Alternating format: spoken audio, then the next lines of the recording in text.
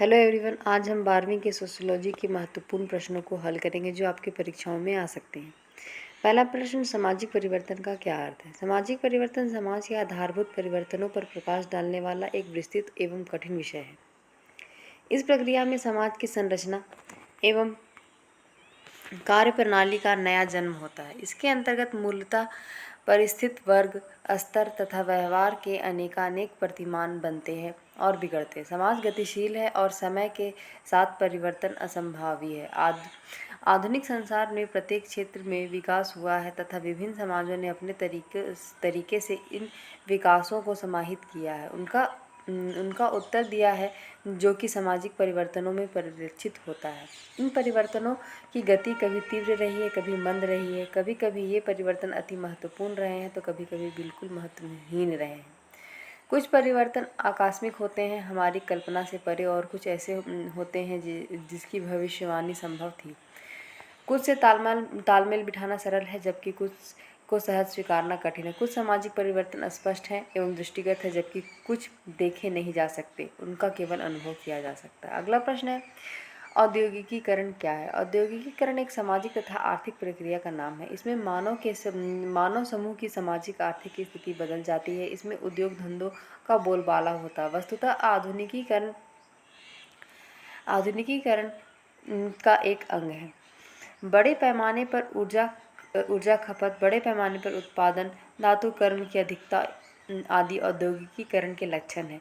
एक प्रकार से यह निर्माण कार्यों को बढ़ावा देने के हिसाब से अर्थ प्रणाली का बड़े पैमाने पर संगठन है। अगला प्रश्न, उपनिवेशवाद का क्या अर्थ है? उपनिवेशवाद का अर्थ किसी समृद्ध एवं शक्तिशाली राष्ट्र द्वारा अपने विभिन्न हितों को साधने के लिए किसी निर्बल किंतु प्राकृतिक संसाधन से परिपूर्ण राष्ट्र के विभिन्न संसाधनों की शक्ति के बल पर उपभोग करना है।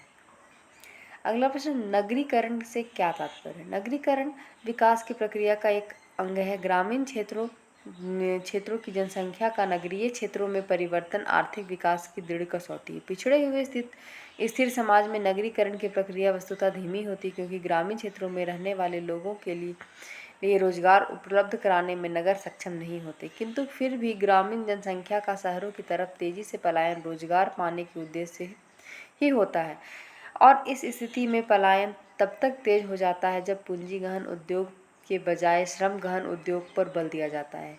इसके विपरीत नगरीकरण की गति धीमी तब होती है जब कुछ जनसंख्या के अनुपात में यहाँ गलत टाइप हुआ है, जनसंख्या के अनुपात में नगरीय जनसंख्या बहुत ही उच्च स्तर पर पहुंच जाती है। अगला प्रश्न, भूमंडलीकरण से आप क्या समझते हैं? भूमंडलीकरण वह प्रक्रिया है जिसके माध्यम से संपूर्ण विश्व की अर्थव्यवस्था को संसार की अर्थव्यवस्था के साथ एकीकृत करना है।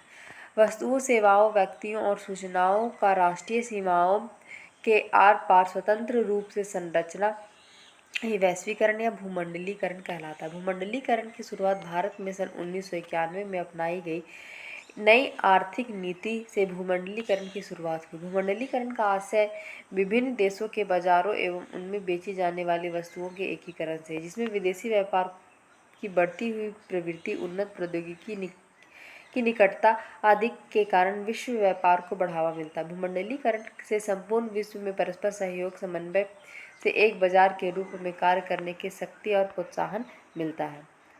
अगला प्रश्न, धर्मनिरपेक्षता से आप क्या समझते हैं? धर्मनिरपेक्षता का अर्थ किसी राज्य, राजनीति या किसी गैर धार्मिक मामले से धर्म को दूर रखें तथा सरकार धर्म के आधार पर किसी से कोई भेदभाव ना करे। धर्मनिरपेक्षता का अर्थ किसी के धर्म का विरोध करना नहीं, बल्कि सभी को अपने धार्मिक विश्वासों एवं मान्यताओं की पूरी आज़ादी से मानने की छूट देता है। धर्मनिरपेक्षता राज्य में उस व्यक्ति का भी सम्मान होता है जो किसी भी धर्म को नहीं मानता है।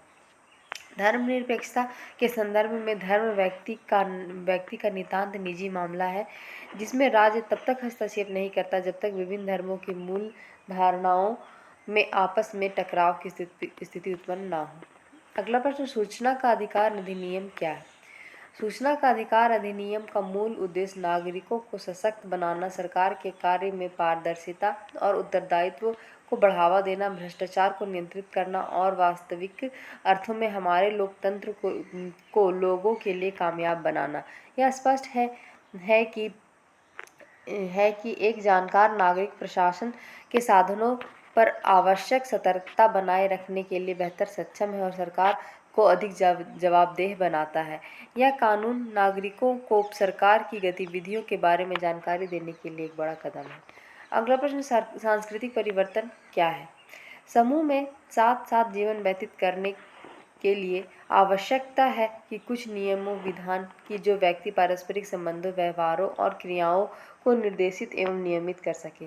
सामूहिक जीवन के ये नियम विधान, व्यवहारिक प्रणालियाँ, मूल्य, मानक, आचार विचार व्यक्ति को सांस्कृतिक विरासत का अंग होती है। मनुष्य ने अपनी आवश्यकता की पूर्ति के लिए विभिन्न विधियों, प्रविधियों, उपकरणों, रीति रिवाज तथा प्रथाओं को जन्म दिया है। ये सब पीढ़ी दर पीढ़ी हस्तांतरित होती रहती हैं। इन सब के योग को संस्कृति कहते हैं। दूसरे शब्दों में संस्कृति हमारे द्वारा सीखा गया वह व्यवहार है जो पीढ़ी दर पीढ़ी हस्तांतरित होते रहता है। ऐसे ही और महत्वपूर्ण प्रश्नों को जानने के लिए मेरे चैनल को लाइक, शेयर और सब्सक्राइब करें।